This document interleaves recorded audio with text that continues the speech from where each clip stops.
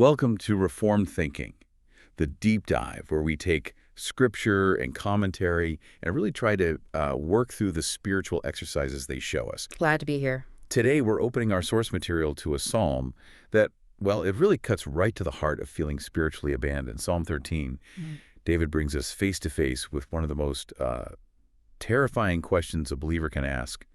How long? But crucially, this prayer doesn't stay stuck in despair. It actually moves somewhere. And that movement is exactly what we want to unpack today. Yeah. The sources we're looking at guide us through let's call it the spiritual dynamics of this psalm.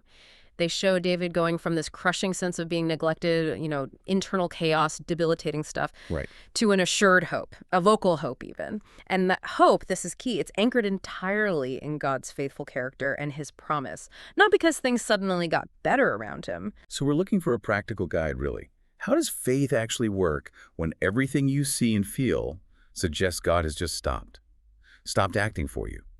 We want you, our listener, to walk away understanding how faith grabs hold of God's unseen help during really intense suffering. And the context here is vital. The sources note that Psalm 13, its subject matter is very similar to the psalm right before it, Psalm 12. Okay. It's documenting a soul just overwhelmed, not by one single hit, but by a long succession of calamities and multiplied afflictions, as the commentary puts it. Wow, just one thing after another. Exactly. David's kind of exhausted all the earthly options, and he recognizes God as the only remedy which remained. So this whole psalm, this exercise, it beautifully, sometimes painfully, brings together these feelings that seem totally opposite, raw, bitter complaint, and then this ultimate settled trust. Okay, let's start unpacking that first part then. The sheer weight of David's internal torment. When he cries out, "How long wilt thou forget me?" 4 times. That's documenting something really deep, isn't it? A multi-layered spiritual and psychological pain. Oh, absolutely. We need to see, this is way beyond just feeling down. The commentary points to the source of his disquietude, his internal agitation. Yeah. It comes from sorrow in his heart daily. Daily, not just a bad day. No, this isn't a sudden acute pain. It's recurring. It's chronic grief. It grabs his heart and causes him to be, the text says, violently agitated within. If we were talking today, we might say deep, persistent rumination rooted in grief. And then agitation seems to spiral into what the sources call a mental labyrinth. He's tormented, distracted by a multitude of thoughts. That sounds exhausting, physically and mentally debilitating, almost like severe anxiety. It's utterly exhausting. The text says he's constantly thinking of different methods of obtaining relief. He's deliberating now in one way and now in another. Just imagine someone spinning through potential solutions. Plan A today, a completely different plan B tomorrow. He wears himself out because he can't settle on any solid course of action. His hope keeps shifting. This fruitless search for a human fix, a self-started solution, this inability to just rest in a decision. That's the core of his psychological distress. It just ramps up the anxiety and the underlying fear. That sounds like such a classic picture of anxiety, doesn't it? The mind just working overtime, running all the scenarios, trying to find a fix that never comes until you just collapse from mental fatigue. That's precisely the effect described. But the core spiritual crisis, the thing underpinning all this anxiety, is that feeling of being forsaken, that raw perception that God has forgotten us. Why do the source material suggest that thought is almost unavoidable in situations like this? Well, it comes down to duration and perception. The sources say this thought unavoidably forces itself on someone when they've been weighed down by troubles for a long time. Okay, the length of time matters. Yes, and crucially, when they perceive no sign of divine aid.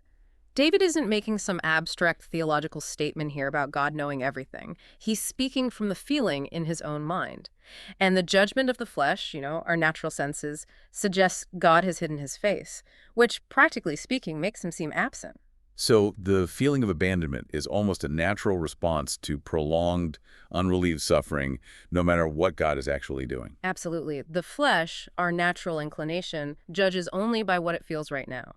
If the present feeling is nonstop pain with no relief in sight, the flesh concludes God has hidden himself. But for David, it was even worse. His suffering was compounded because this internal feeling of neglect was actually reinforced from the outside by public hatred. Oh, that's a terrible combination. Not only does he feel God might be hostile, But the world around him seems to confirm it. Precisely. The sources go into detail about how David was really hated by the generality of people. Why? Because widespread calumnies and false reports had been spread about him. Calumnies, meaning lies, basically. Malicious stuff. Exactly. Malicious misrepresentation. Lies spread specifically to ruin his character, to defame him. And the result was almost everyone judged that God must be just as hostile to him as his human enemies were. Wow. If your whole society believes you're suffering because God is actively punishing you, Yeah. that must make the internal spiritual struggle almost unbearable. You feel completely alone. It makes the suffering so much heavier. When David felt forgotten by God, the public judgment seemed to just confirm it. It offered this cruel sort of validation to his own deepest fears. His enemies being insolent to his face was, in their eyes, and maybe even his, just mirroring what they thought God was already doing to him. Okay, so that sets the stage for the next section. David moves from that deep lament to this urgent plea. He's exhausted, publicly shamed. He cries out, "Behold, answer me, O Jehovah, my God." He wants God to see what's happening externally, but it feels like he needs an internal rescue too. Yeah, this plea for attention, it's rooted in a very human feeling, isn't it?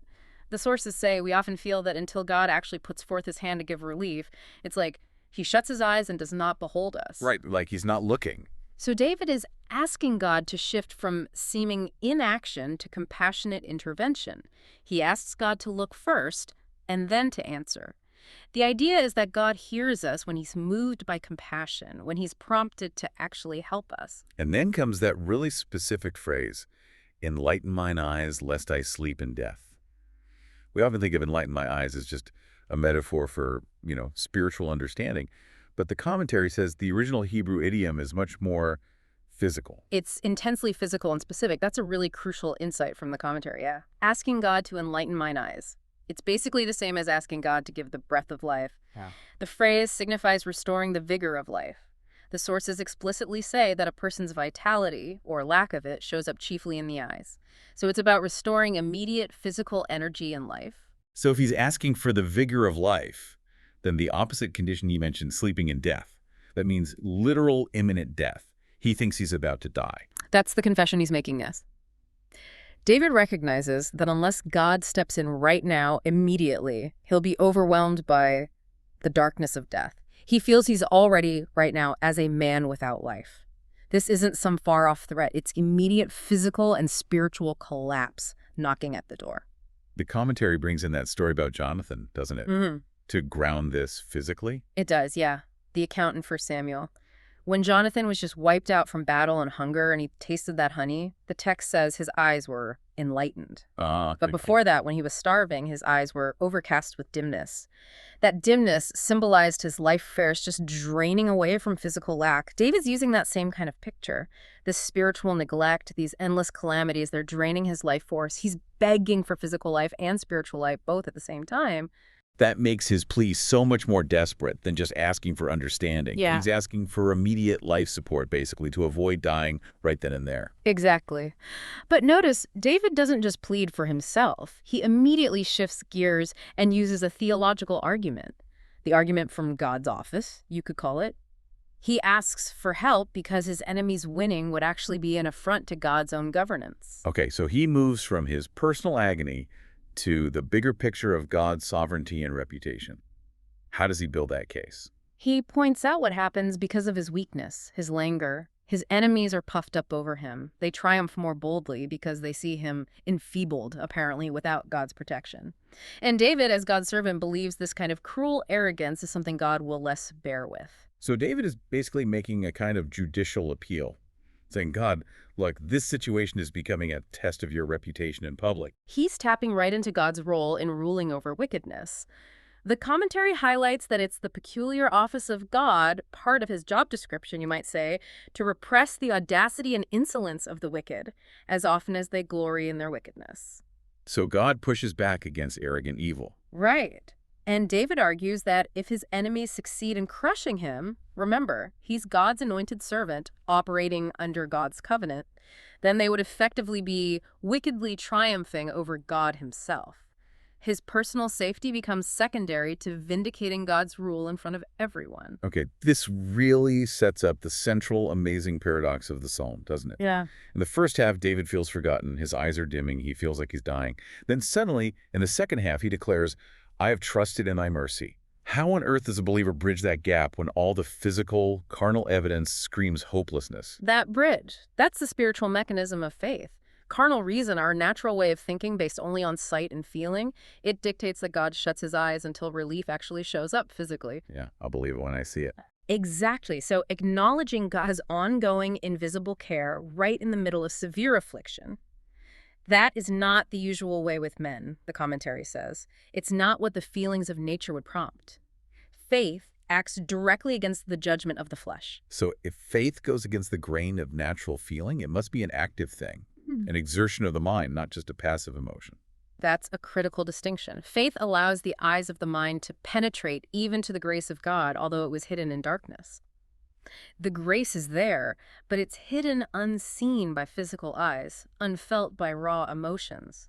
Faith is that spiritual ability that secures our well-being in God's hand, regardless of what our senses are telling us right now. This grasping of unseen providence is the assurance that pulls David back from the brink of despair. And if we look closely at how David acts here, there's that fascinating paradox again. He complains honestly, God, you've forgotten me. That's the genuine pain of the flesh speaking. But the very fact that he directs those raw, painful groans to God, that shows that his belief in God's truth wasn't completely snuffed out, right? This is the heart of spiritual wrestling. He's expressing despair and exercising trust at the same time. Faith enabled him to rise higher than his immediate grief. His underlying belief that God hears him, even when God seems utterly silent, stops him from just giving up or tuning elsewhere or collapsing into a kind of practical atheism. He still knows where the ultimate remedy is found, even if he can't feel the hand holding it right now. So the spiritual work isn't about pretending the pain isn't there. It's about aiming that pain in the right direction. Yeah. Towards God. What's the danger if we don't actively wrestle like that? Well, the danger is giving in to temptation. And temptation is always pushing us toward despair. David models how we have to wrestle against temptations. And how does he fight? He uses the hope of deliverance, a hope founded specifically on the faithful promise of God. He uses that hope like a shield to repel those temptations. That shield analogy is really strong. It implies this is a conscious, defensive action, not passive waiting. It's a deliberate long view. He teaches us, the commentary says, that we have to stretch our view as far as possible into the future. Why? Because this foresight stops the present overwhelming grief from completely destroying our hope. The person who gives up easily, the commentary suggests, is the one who collapses at the first hit because they can't bear to look beyond the immediate pain. David's saying, no, look ahead, look to the final promise. It's the disciplined mind stepping in and saying, okay, I feel this crushing weight right now, but I know what is true about God's character and his future action. And that knowledge, that certainty about the future is secured by faith. Faith gives confidence to that future hope. The suffering itself is real, you can't deny it, but its power to destroy your hope is lessened when you view it through the lens of God's known, proven faithfulness over time. Okay, so when David finally makes this incredible turnaround, this declaration of trust, he needs a solid place to stand. And interestingly, he doesn't look back at his own track record or how good he's been. He anchors his trust explicitly, squarely, in the goodness of God. Yes, and this is such a critical theological pivot point, especially if you're thinking from a Reformed perspective. He puts God's goodness first in order, calling it the cause of his deliverance. It's not an afterthought, it's the foundation. David resolves to sing to the Lord because God hath dealt bountifully with me. And that phrase, dealt bountifully, leads us straight into the doctrine of grace. And that's where that specific Hebrew word comes in, gamo, right? Yes, exactly. The word is gamo. And this is where the commentary offers a really vital clarification for us. While some interpreters might translate gamo as to reward, or maybe due recompense, which would imply David somehow earned this benefit. Right, like God owes him. Calvin's analysis asserts that gamo means nothing other than to bestow a benefit from pure grace. Okay, wait. That distinction is huge for someone in David's shoes. If he thinks of God's help as a reward, well, his current suffering and public shame would surely convince him he hasn't earned anything. He'd feel disqualified. But if it's pure grace, then his suffering, his feelings, his enemies' opinions, none of that matters regarding God's willingness to act. Exactly. If David's deliverance depended on his merit or some kind of payback for good deeds, his current feeling of being forgotten and his public humiliation would absolutely shatter his hope instantly. But if God acts out of pure, innate goodness Kamal, then the assurance comes from God's nature, not from David's performance or circumstances. That anchors the believer in a way nothing else can. It frees him from that crippling cycle of, am I good enough? Have I suffered enough? The moment David really grasps that God acts purely out of grace, that's when the psychological torment starts to loosen its grip. So, thinking about the specific problems he cried out about earlier, what forms of divine help does this assurance of grace actually guarantee him? Does it counter his specific complaints? Oh, it does. There's a beautiful theological symmetry here between his laments and the promises he now holds on to by faith. Okay, so start with his biggest complaint. Feeling forgotten, feeling like he's about to die. How is that countered? It's countered by two specific promises he seems to grasp. First, salvation and deliverance. David assures himself, his heart shall exult in thy salvation. That means total rescue, total restoration. And second, life. Remember his desperate plea, enlighten mine eyes. The promise he now rests on guarantees the restoration of the vigor of life and prevents that sleeping in death. The very life force he begged for is now assured, based purely on God's goodness. Okay, that covers the life and death issue. What about the mental labyrinth, that multitude of thoughts that was driving him crazy and exhausting him? That gets countered by the promise of guidance. The sources point us towards the prophet Isaiah, actually Isaiah 11.2, promising the spirit of counsel to the faithful. This divine counsel, this guidance from God, directly addresses that internal distraction, that chaotic multitude of thoughts. It replaces the anxiety and confusion with clarity and direction. The external storm might still be raging for a while, but the internal chaos begins to settle because of this promised spirit of counsel. It's like the perfect theological medicine for his specific spiritual sicknesses. And David becomes so utterly convinced by this goodness, by this grace, that he actually promises future thanksgiving before he even gets the physical deliverance. This is, well, it's preemptive praise, isn't it? It absolutely is. That declaration, I will sing unto the Lord, that's the outflow of a really strong, compelling trust. It's proof, the commentary suggests, that he's fully convinced that God was already at hand to grant him deliverance. This cheerfulness of faith, as it's called, has to rise above the present sorrow. It puts a song in his mouth now because of the joy he knows is reserved for him in the future. So he's actively using the spiritual reality of future joy to reshape his experience of the physical present. Exactly. By using that future tense, I will sing, David is placing the distant deliverance immediately before his mind's eye. He's already celebrating God's grace in his heart, preparing himself for the song of salvation before the actual trouble has physically cleared up. It demonstrates a complete victory of faith over sight, over feeling. So he gets to the end of the psalm, and he's no longer just passively waiting or complaining. He's preparing a concert. A concert founded entirely on the non-merited pure goodness of God. The shift from beginning to end is just remarkable. It's complete. Wow. This deep dive into Psalm 13 really gives us complete sort of manual for handling spiritual crisis. It validates the raw honesty of suffering. That complaint of the flesh is real. It's necessary even. But it demands that this complaint be rescued, repurposed by faith. The central lesson is precisely that. David, guided by faith's light, acknowledges God's invisible care even when that grace seems totally hidden in darkness.